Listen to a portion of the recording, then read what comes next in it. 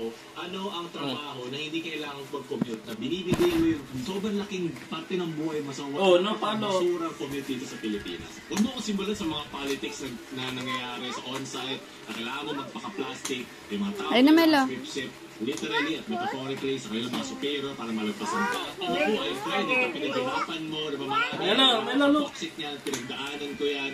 Okay lang sa akin yung na-experience mo siya, pero ayoko mamatay sa ganong klase environment. At mabuti na lahat na experience yung nakaramihan ng mga tao. Kasi hindi naman lahat ay dapat mag-work from home. Diba? Kung on-site, yung gagawin mo, janitor ka, diba, yung mga ganon, wala ka talagang choice, kailangan pumunta dyan. Pero para sabihin natin na nakakabobo yan ay opinion mo lang at expect mo na karamihan ng tao ay na-open dyan. Alam nyo naman, na in-upload nyo ito. Malawat ko approval to ng boss nyo, may approval to ng CEO nyo. Ibig sabihin talaga ang kanyang nararamdaman sa opinion niya. Ito kaya naging nag-upload kasi nakuha na lang backlash. What's this? Ako na lang, ma'am. Scooter. Dito ay most hated question na pwede nilang ito dapat yung una nyo nilabas. Ito lang dapat. Hindi nyo kailangan sumuntok pababa sa mga tao nag-work from home. Ito yung nananaw. Bro, 119 lang to.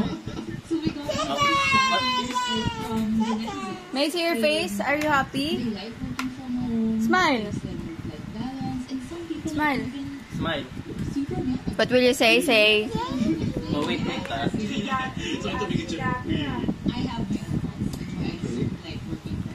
Hindi naman ito i-invalidate yung opinion nila. Pero kailangan i-invalidate. Pinamamukha nyo hindi ganun kaganda na work. Wait. Compared sa on-site. Wait.